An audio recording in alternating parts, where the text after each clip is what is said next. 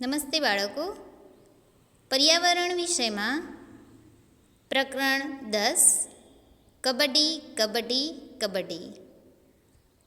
આપણે અહીંયા ચિત્રમાં જોઈ શકીએ છીએ, આ જે મેદાન આપેલું છે એની અંદર છોકરીઓ કબડ્ડીની રમત રમી રહી છે.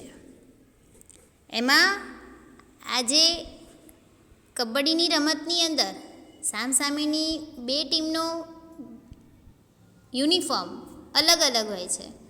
એટલે કે આ છોકરી જે છે એ આ ટીમની અંદર ગઈ છે દાવ લઈને. કબડ્ડીની રમત એ મેદાનમાં રમાતી રમત છે. આની અંદર જોવાવાળાનો પણ એટલો જ જુસ્સો વધતો હોય છે જેટલો રમવાવાળાનો હોય છે.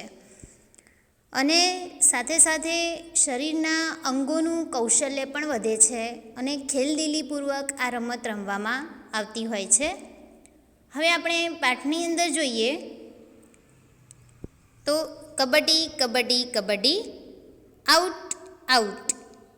એક બાજુ બધી છોકરીઓ મોટેથી બૂમો પાડે છે, કબડ્ડી કબડ્ડી કબડ્ડી, અહીંથી પકડો. કબડ્ડી કબડ્ડી, પગ પગ, પગથી પકડો, તેનો પગ પકડો. કબડ્ડી કબડ્ડી, વસુધા તું અહીં આવ, તેને તું અહીંથી પકડ. અરે જો સુશીલા, તેનો હાથ રેખાને અડે નહીં, તેનો હાથ પકડ. કબડ્ડી કબડ્ડી, ઓ તેણે અડી લીધું, તેણે અડી લીધું. આઉટ આઉટ આઉટ, બધા આઉટ. હો, તમારી ટુકડીના બધા આઉટ. હવે અહીંયા જ્યારે કોઈ પણ રમત રમવામાં આવતી હોય છે ત્યારે તેના કેટલાક નિયમોને અનુસરવાનું હોય છે. તો કબડ્ડીની રમતમાં પણ કંઈક એવું જ છે કે જે દાવ લેનાર ખેલાડી હોય છે સામેની ટીમમાં જાય તો એ બોનસ રેખાને અડીને ઓળંગીને પાછું આવી જાય તો એને બોનસ ગુણ મળતા હોય છે. અને બીજું કે સામેની ટીમના કોઈ ખેલાડીને એ આઉટ કરીને આવે, તો અડીને આવે તો એ સામેની ટીમનો ખેલાડી આઉટ ગણાય. પણ જો સામેની ટીમના ખેલાડીઓ ઘેરો ઘાલી અને ખેલાડીને ઘેરી વળે અને પકડી પાડે તો જે દાવ લેનાર હોય છે એ આઉટ ગણાય છે.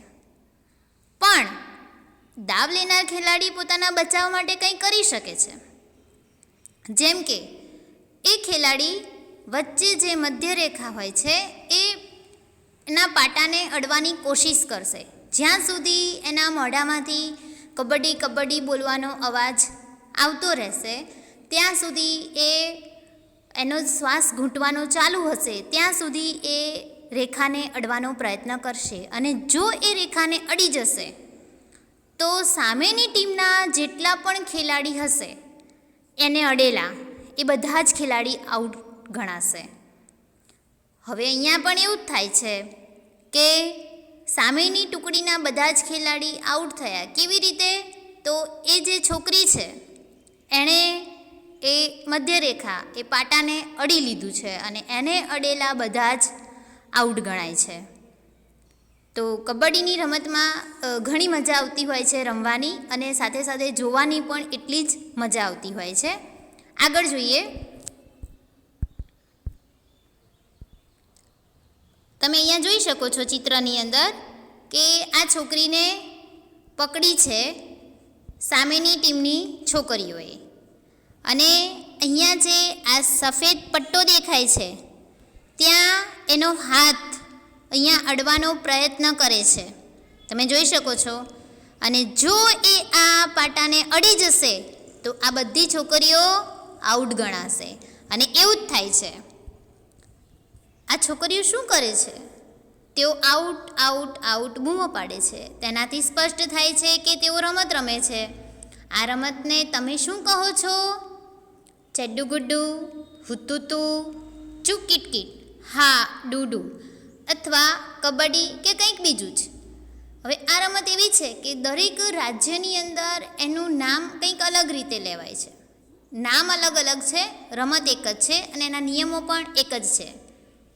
જ્યારે શ્યામલાને છોકરીઓ ઘેરી વળી અને પકડી લીધી, બધાએ વિચાર્યું તે આઉટ થઈ ગઈ. કોઈકે તેના પગ પકડ્યા, કોઈકે તેના હાથ પકડ્યા, જ્યારે એક છોકરીએ તેને કમરથી પકડી.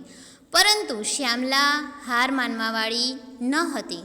તેણે વધુ તાકાત લગાવી પોતાની જાતને ખેંચી અને મેદાનની મધ્યમાં રહેલી રેખાને અડવામાં સફળ રહી. મેં કહ્યું એમ કે આ જે રેખા છે, મધ્ય રેખા, એને અડવામાં શ્યામલા સફળ થાય છે. જ્યારે શ્યામલા રેખાને અડી ત્યારે સામેની ટુકડીની બધી છોકરીઓએ તેને પકડી હતી, તેથી તેઓ બધી આઉટ થઈ ગઈ. પરંતુ રોઝીએ દલીલ કરી કે શ્યામલાએ વચ્ચે શ્વાસ લીધો એટલે ટુકડી આઉટ ગણાય નહીં. હવે આપણે પણ જો રમત રમતા હોઈએ તો કેટલીક વાર સામે દલીલ કરતા હોઈએ છીએ, કારણ કે હાર સ્વીકારવી આપણા મનમાં કે આપણી આદતમાં હોતી નથી. એટલે સામેની ટીમમાં જે છોકરી હોય છે, રોઝી, એ દલીલ કરે છે કે એણે વચ્ચે શ્વાસ લીધો હતો. મતલબ કે કબડ્ડી એ જે સ્પીડમાં બોલે છે કે જે રીતે બોલે છે એમાં એણે શ્વાસ સતત ઘૂંટતા જ રહેવાનું હોય છે, એ વચ્ચે અટકી ન શકે. એટલે એ એવું કહેવા માગે છે કે એણે વચ્ચે શ્વાસ લીધો હતો. તો કેમ છોકરીઓએ તેને પકડી રાખી? સામેની ટીમમાંથી પણ શ્યામલા કહે છે કે મેં શ્વાસ લીધો હતો તો હું આઉટ થઈ જ ગઈ, તો તમે મને પકડી કેમ રાખી?